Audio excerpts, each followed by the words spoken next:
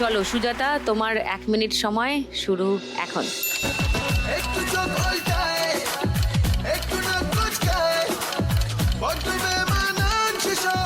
হাতটা খালি করে নাও, খালি করে নাও হাতটা। পড়ছে পড়ছে, টাকা পড়ছে, ধরো। যা যা।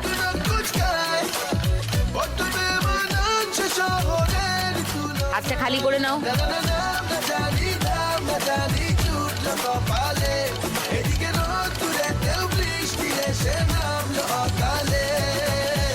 ভগবান ভগবান 500 টাকা, 200 টাকা এগুলো ধরো। হাত খালি করে নাও, খালি করে নাও হাত। পড়ছে পড়ছে, হ্যাঁ, ধরো ধরো। ধরো। গুড।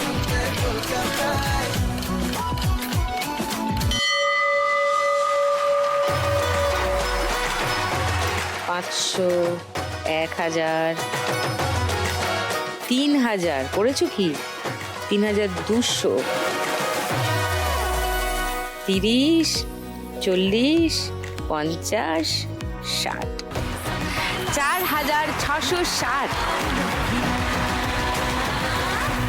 এইবারে অসীমা, তোমার বাড়িতে কে কে আছেন বলো? আমার বাড়িতে শ্বশুর শাশুড়ি হাজবেন্ড ছেলে মেয়ে দেওর সবাই থাকে। আমরা একসঙ্গেই থাকি। ছেলে মেয়ে অনেক বড়? ছেলে মেয়ে 5 বছর বয়স ছেলে। 5? হ্যাঁ, আর মেয়ে ক্লাস 8-এ পড়ে। ও, 14 বছর বয়স। এসছে কেউ? হ্যাঁ, ছেলে মেয়ে হাজবেন্ড সবাই এসেছে। ও হাই হাই। তোমার নাম কি গো? সংকল্প দাস। সংকল্প, বাবা এ তো আরেকটা সুন্দর নাম। আর তোমার দিদির নাম কি? আমার নাম শ্রেয়সী দাস। শ্রেয়সী। আচ্ছা, হ্যাঁ শুনি, হ্যাঁ তোমার গল্প। মানে লাভ ম্যারেজ করে আমি বিয়ে করি। বাহ। হ্যাঁ, মানে আমি খ্রিস্টান আর কি। ও। আর ও হচ্ছে হিন্দু পরিবারের।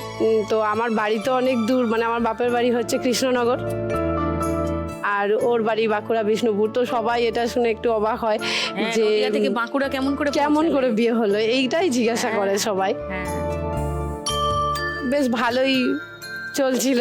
কি চলছিল? ও মানে সুখে বেশ সংসার করছিলাম। 11 সালে বিয়ে করি, ও 12 সালে মেয়ে হয়। তখন না, মানে আমি যখন বিয়ে করেছিলাম তখন আমার হাজবেন্ড কিছু করতো না।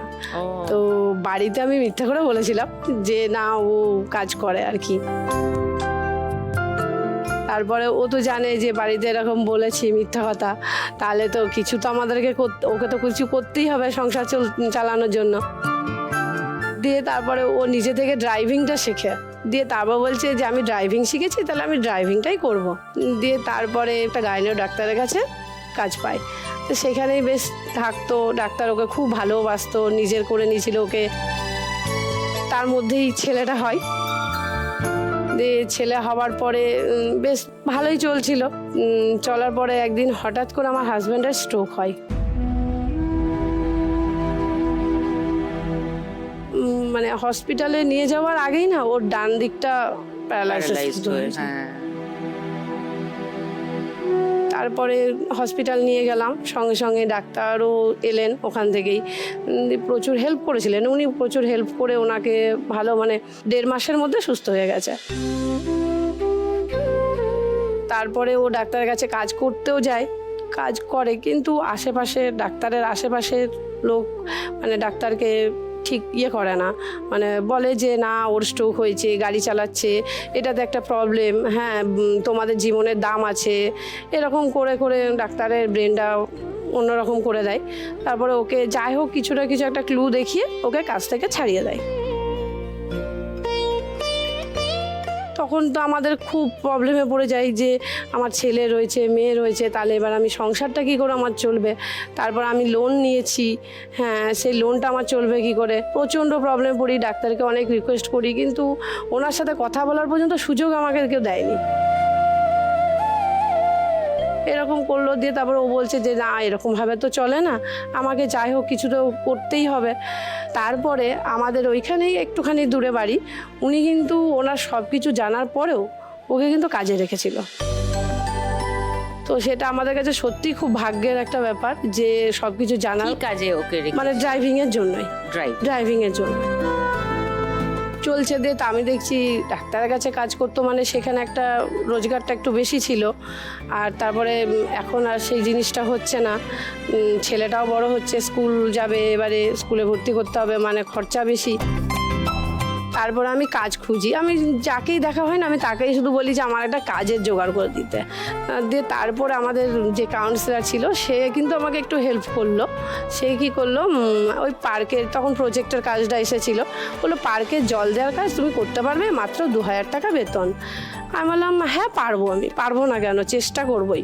হ্যাঁ, আমাদের বাড়ির থেকে অনেকটা দূরে যেতে হয়, তারপরে তাহলে সাইকেল করে যেতে আমার একটু কষ্ট হয়, তবু যাই যে না যাক 2000 টাকা হলে তো মেয়েটার টিউশনিটাও তো অন্তত হবে, তো সেই হিসাবে আমি যাই। দিয়ে ওইটা করতে করতে হঠাৎ করে একটা ডেঙ্গু সার্ভের একটা কাজটাও পেলাম। যে বলছে যে তুমি তাহলে ডেঙ্গু সার্ভে করবে, ওটা তো সিজনের কাজ, ওটা তো প্রত্যেক মাসে হয় না। আমি বললাম হ্যাঁ করবো, আমাকে যেরকমই কাজ আমি যখনই যেটাই পাবো আমি সেটাই করব। দিয়ে সেটা 2 মাস হলো যে ডেঙ্গু সার্ভেটা করছি আমি এখন। আর পার্কের কাজটা ওটা তো 6 মাসের প্রজেক্ট, এখন বলছে এই মাসটা হয়ে গেলে ব্যাস আর হয়ে গেল, এবার প্রজেক্ট যখন আবার শুরু হবে তখন আবার কাজ হবে। তাহলে এবার আমি খুব চিন্তায় পড়ে যাচ্ছি যে তাহলে তো আর কিছু করার কথা ভাবছো? হ্যাঁ, দিয়ে আমি ওইটাই ভাবছি যে এই তো আমি এই শোটা দেখি, তো আমার হ্যাঁ এই 1,00,000 টাকার লক্ষ্মী লাভটা দেখে আমার খুব ভালো লাগে যে মেয়েরা এত নিজেকে শক্ত করে এত ভালো মানে নিজের পায়ে দাঁড়ায়, এত কষ্ট করে এত কাজ করে, তো আমি সেটা কেন পারবো না? শিওর। তো সেই জন্য আমি ভেবেছি যে এখানে যদি এসেছি, আমি সুযোগ পেয়েছি, তো সেটাতে যদি আমি জিতি তাহলে আমি একটা জামা কাপড় কিনে মানে শাড়ি কিনে একটা দোকান ভাড়া নেব। সেই দোকান ভাড়া নিয়ে সেখানে ব্যবসা করব, আর তার সাথে আমি আরো মেয়েদেরকে কাজের সুযোগ করে দেব। মানে দোকানে মেয়ে কর্মচারী রাখবো? হ্যাঁ, মেয়ে কর্মচারী রাখবো। ফ্যান্টাস্টিক, খুব ভালো আছি মা। চলে এসো ফার্স্ট রাউন্ডে খেলি। তোমার 1 মিনিট সময় অসীমা, শুরু এখন।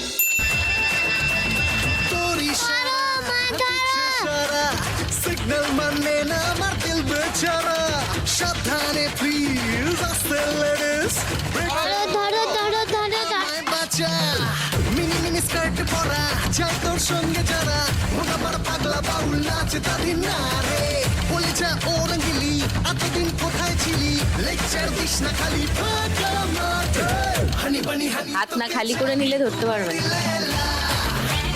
ভালো করে ধরো।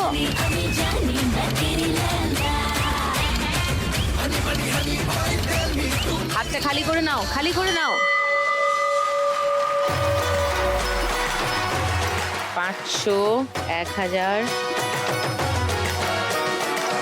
1580 আর 200, 1780। সরস্বতী বিদ্যাবতী বলো।